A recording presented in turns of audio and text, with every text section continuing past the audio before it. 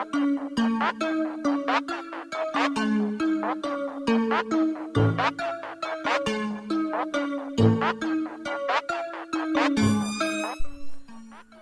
semuanya, kembali lagi ke channel yang seadanya ini. Seperti biasa, gue akan ngelanjutin pembahasan novel Tsukiga Michibiku, yaitu di chapter 170 sampai 178. Nah, bagi kalian yang baru mampir, alangkah lebih baik untuk menonton video sebelumnya dulu biar tahu alurnya. Oh iya, jangan lupa untuk subscribe-nya juga sebagai bentuk dukungan untuk channel ini. Oke, jangan lama-lama lagi, langsung kita gasken. あなたクズの葉何よその顔好きに思えばいいさ。ほんと自分に嫌気がさす。 Di video kemarin kan sampai pada pembahasan pertemuan Makoto dengan tiga dewa dan mereka pun mengobrol. Oke, gue lanjutin. Di tengah pesta bersama para dewa, Makoto melakukan obrolan ringan bersama Susanoo, Daikokuten, dan Athena. Selain membahas tentang Jenderal Iblis Rev, mereka juga membahas tentang alkohol Jepang yang dibuat oleh Tomoe yang sangat mereka sukai, sehingga ini membuat Tomoe senang.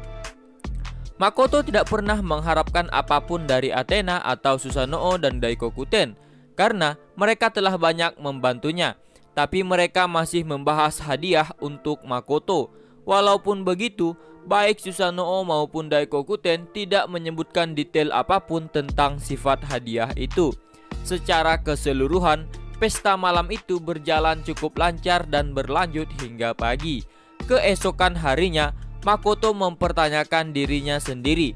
Dia berada dalam situasi di mana tubuhnya tidak memiliki kekuatan apapun dan hanya berbaring di tanah. Dia sedikit menyesal telah memilih sang dewa perempuan Athena sebagai lawan dalam bentuk pelatihannya yang membuat dia dipukuli dan tidak bisa bergerak. Tomoe, Mio, dan Shiki mereka juga menonton sejak awal. Ada saatnya Mio juga ingin masuk dalam pertempuran, namun dihentikan oleh Tomoe dan Shiki. Meskipun tombak Athena tidak menembus tubuh Makoto, tapi itu telah menembus armor tubuh sihirnya yang telah terbentuk dengan kepadatan maksimum. Athena terus memanggil tombaknya satu demi satu untuk melanjutkan pertempuran di jarak menengah hingga jarak jauh. Makoto pun meresponnya dengan menggunakan sihir yang telah dipelajarinya, serta busur dan armor kekuatan tubuh sihirnya. Tapi menjelang akhir pertempuran, Makoto menjadi putus asa dan tak berdaya. Di sisi lain, Athena hanya memperbaiki jasnya yang robek dan mulai berbicara kembali dengan normal kepada Susanoo dan yang lainnya. Nah, di sini Athena dan Makoto itu melakukan latih tanding. Sebagian besar serangan Makoto telah dibelokkan oleh perisai bundarnya yang besar. Meski begitu, Makoto juga sempat mendaratkan beberapa serangan yang bagus, tapi Athena memblokir dan menepisnya dengan tangannya. Pertarungan itu bertujuan untuk memberikan Makoto pengalaman bertarung melawan dewa, mengingat Makoto telah melakukan perjanjian berbahaya dengan sang dewi yang merupakan salah satu dewa. Setelah semuanya selesai, ketiga dewa itu pun mengakhiri kunjungan mendadak mereka dan pamit untuk kembali. Daikokuten juga berpesan kepada Makoto untuk terus melatih busurnya dan menemukan hadiah dari Susanoo dan dirinya, karena mereka tidak akan pernah bertemu lagi. Dan ketika hidup Makoto berakhir, mereka akan menyambut Makoto dengan tangan terbuka sambil melambaikan tangan ke arah Makoto. Ketiga dewa pun langsung menghilang. Di perjalanan, Susanoo bertanya kepada Athena tentang kondisinya. Mereka tahu bahwa Athena telah memalsukan kondisinya sebelumnya. Athena pun mengatakan bahwa dia tidak bisa merasakan kedua lengannya setelah menangkis serangan Makoto. Dengan kekuatan yang dimilikinya, Susanoo yakin Makoto tidak akan mendapatkan masalah ketika menghadapi Dewi. Nah, ternyata di sini Athena itu cedera ketika melawan Makoto. Jadi ya gitulah. Athena juga mengaku kewalahan menghadapi Makoto sehingga dia ambruk di punggung Daikokuten. Mereka bertiga pun melanjutkan pembahasan mereka tentang Makoto dan hari di mana Makoto akan meneriakan hadiah yang mereka tinggalkan untuknya pun hampir tiba. Di tempat beberapa kilometer dari Stella Fortress, ada satu tenda dan beberapa siluet berdiri di sekitarnya sambil berbicara. Mereka adalah parti pahlawan dengan kerajaan Limia, Otonashi Hibiki.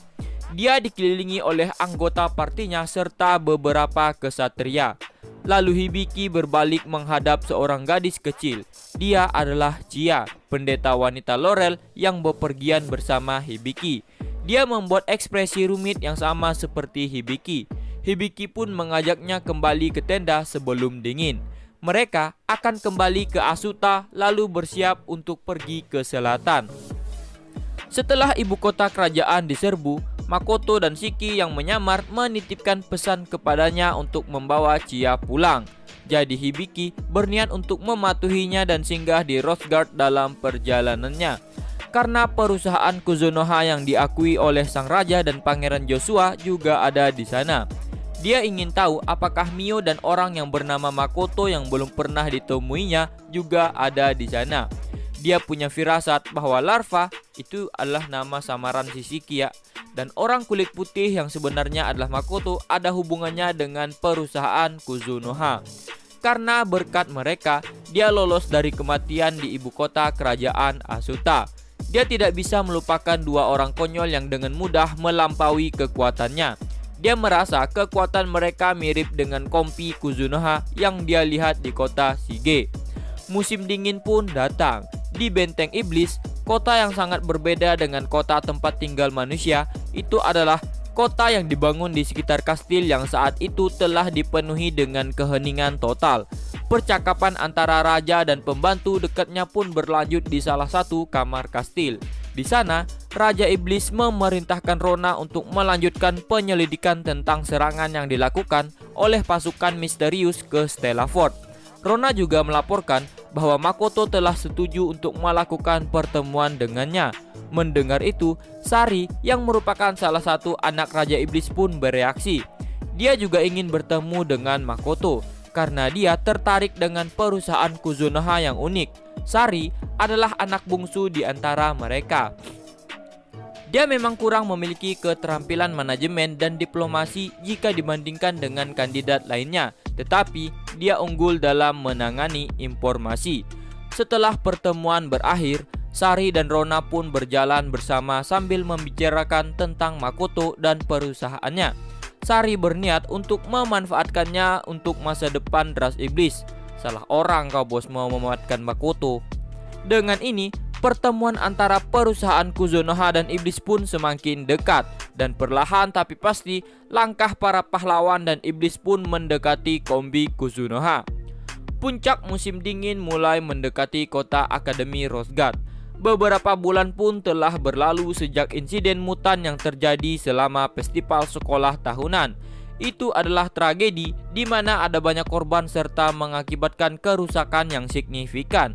Namun, sekarang kota itu telah bangkit dan mulai pulih.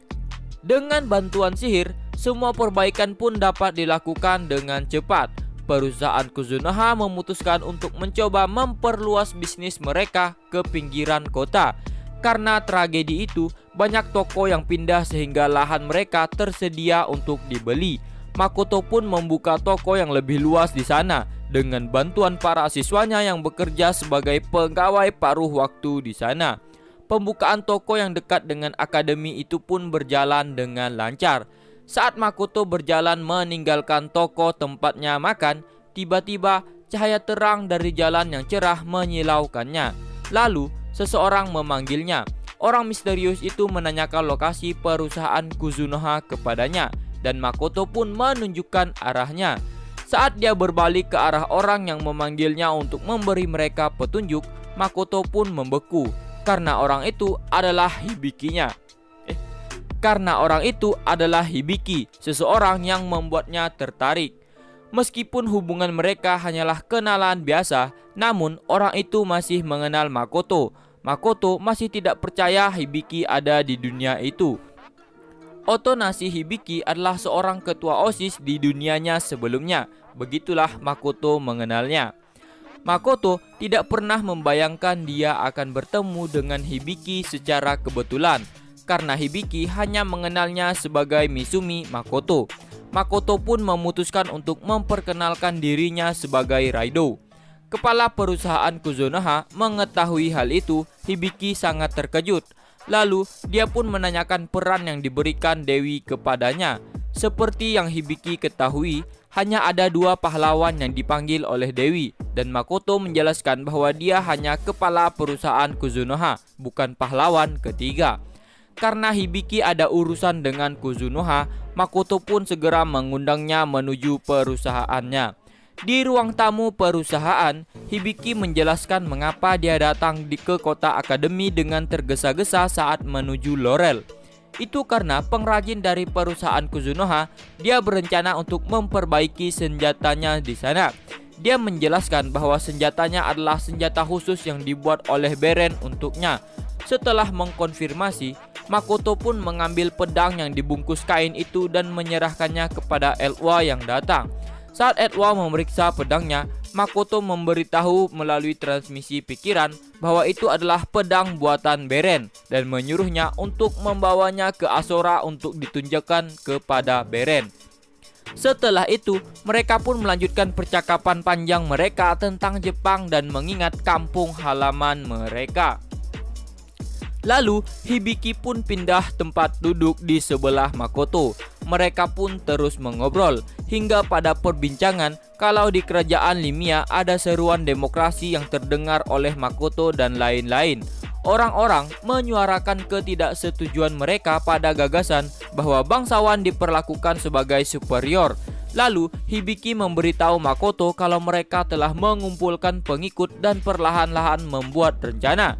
Nah, setelah obrolan tentang kerajaan selesai, Makoto pun menanyakan ke Hibiki bagaimana dia bisa mengenal Beren. Pas Hibiki mau menjawab, lalu tiba-tiba Mio menjatuhkan nampan yang dibawanya. Semuanya pun terkejut. Lalu Makoto bertanya ke Mio, tapi Mio mengeluarkan senyum yang sangar kepada mereka. Lalu Tomoe pun menjelaskan bahwa di sini Mio sangat cemburu. Mio dari tadi sudah menahan dirinya agar terlihat santai ketika melihat Makoto dan Hibiki mengobrol dengan berdekatan. Batas yang dijanjikan oleh Mio kalau dia marah adalah pas saat paha Makoto dan Hibiki bersentuhan, baru boleh Mio kelar dan marah. Tapi baru bahu mereka saja yang bersentuhan, si Mio sudah tidak tahan lagi dan mengeluarkan aura yang sangat menyeramkan. Cemburu biasalah. Lalu, si Mio pun mulai berkata ke Hibiki bahwa dia menawarkan satu penawaran. Dia menanyakan ke Hibiki tangan mana yang gak dibutuhkan oleh si Hibiki, kanan atau kiri. Mendengar itu, Hibiki pun ketakutan. Lalu Makoto menenangkannya. Tapi si Mio masih bersikeras menunggu jawaban Hibiki. Kalau Hibiki tidak menjawab, maka dia akan memutuskan tangan keduanya. Mio mode sangar. Lalu Tomoe ikut menenangkan si Mio juga. Singkat cerita, akhirnya Mio pun tenang, tapi masih dalam mode sangarnya. Dia mengajak Makoto keluar karena Emma memanggil Makoto, dan mereka pun akhirnya pergi.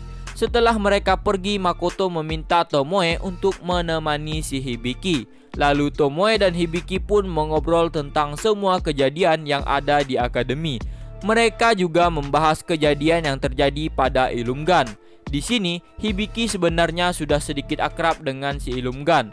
Namun, Hibiki menganggapnya cuma sebagai murid biasa. Setelah mengetahui bahwa Ilumgan seperti itu, Hibiki menganggapnya sebagai pengecut karena memakai cara licik. Tapi yang sebenarnya terjadi karena Ilumgan dimanfaatkan oleh Rona. Setelah obrolan mereka selesai, Hibiki dan Tomoe latih tanding. Tapi ini latih tanding dengan katana ya. Yang menang di sini adalah si Hibiki. Karena ini cuma latih tanding dengan katana. Kalau dengan sihir sih jangan ditanya lagi. Pasti Tomoe yang menang. Karena Tomoe latihan pedang juga lewat ingatan Makoto. Beda dengan si Hibiki. Namun, di sini Tomoe seringkali membuat Hibiki terkejut akan serangannya. Dan setelah latih tandingnya selesai, Hibiki pun pergi meninggalkan Rose Guard dan kembali ke partinya. Setelah beberapa waktu, Makoto pun pergi untuk menemui Hibiki.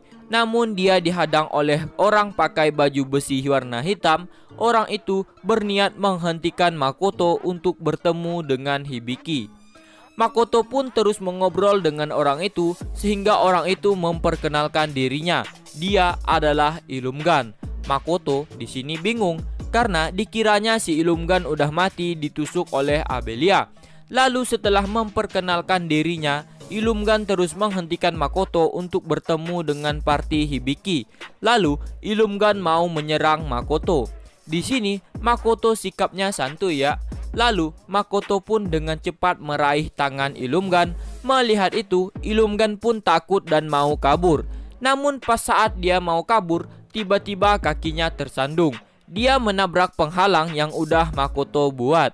Di sini Ilumgan masih mengejek Makoto. Intinya si Ilumgan ini tidak mau mengakui si Makoto. Lalu tiba-tiba Hibiki dan Sia pun muncul di hadapan Makoto.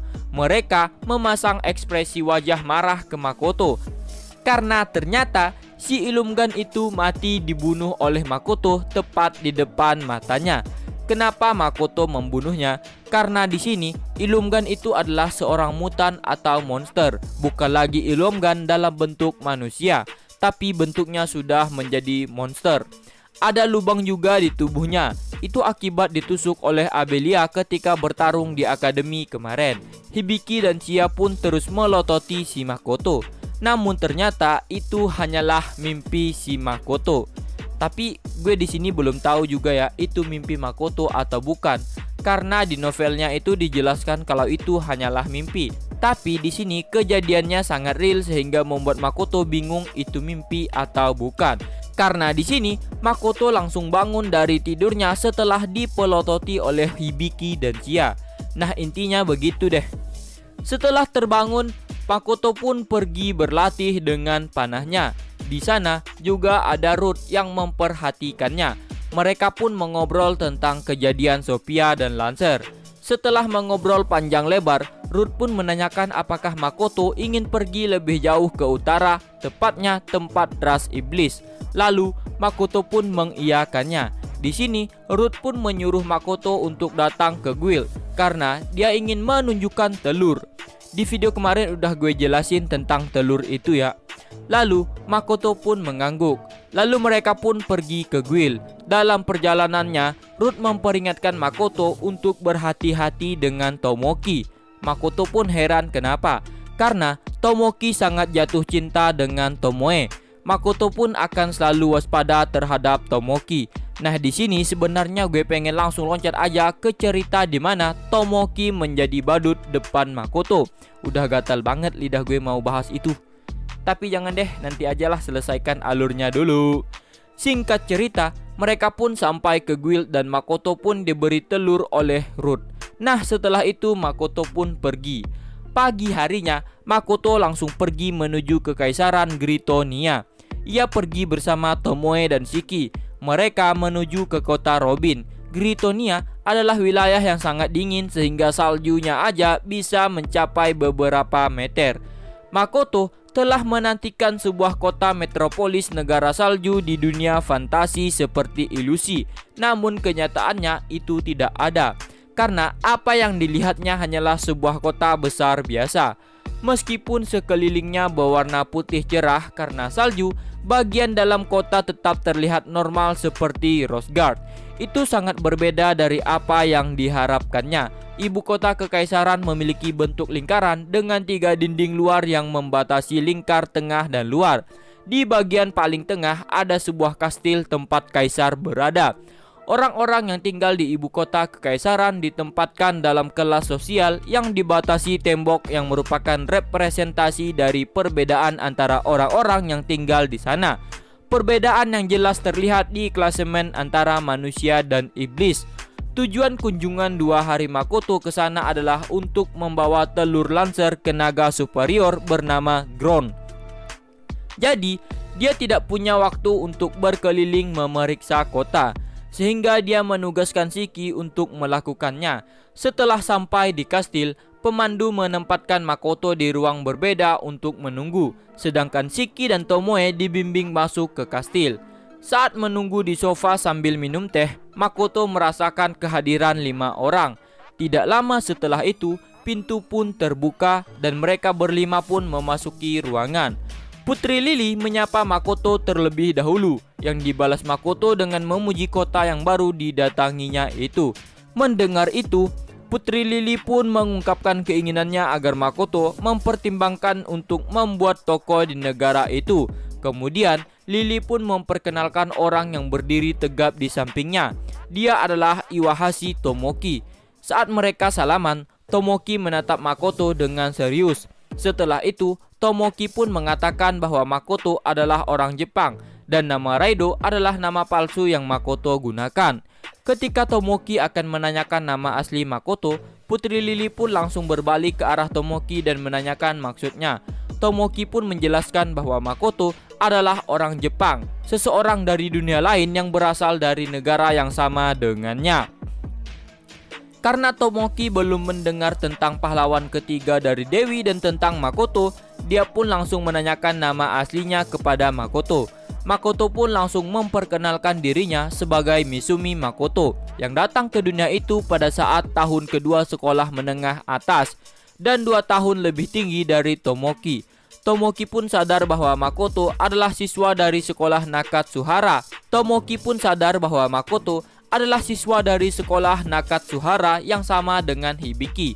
Karena Putri Lily merasa percakapan antara Makoto dan Tomoki akan panjang, jadi dia pun memotong pembicaraan mereka. Putri Lily langsung membahas tentang masalah yang Ruth percayakan kepada Makoto. Untuk masalah itu, Makoto berencana untuk pergi sendiri menemui Ground dan akan bicara dengannya sendiri. Setelah itu, Lily pun pergi karena ada yang ingin dibicarakannya dengan Tomoe dan Shiki. Setelah kepergian Putri Lily, Tomoki pun duduk dengan santai di sofa dan mempersilahkan Makoto untuk duduk juga. Di sana masih ada 3 gadis yang mengenakan gaun pelayan. Dengan mengabaikan senioritas, Tomoki pun mulai pembicaraan mereka dengan santai tanpa formalitas yang membuat Makoto sedikit kesal. Tomoki menganggap bahwa dia adalah seorang pahlawan yang sedang berbicara dengan seorang pedagang biasa. Jadi, dia akan mengabaikan formalitas itu. Belum tahu nih si Tomoki, bangsat. Dengan santai, Tomoki langsung mengatakan permintaannya kepada Makoto agar Makoto menyerahkan Tomoe kepadanya. Nah, sampai di sini dulu pembahasan gue kali ini. Sengaja gue gantungin ceritanya biar pada penasaran. Di video selanjutnya pasti tahu lah ya apa yang terjadi dengan si badut Di video selanjutnya pasti tahu lah ya apa yang terjadi dengan si badut Tomoki ini. Tungguin aja ya. Dah sampai di sini dulu untuk video kalinya. Dah sampai di sini dulu untuk videonya kali ini. See you.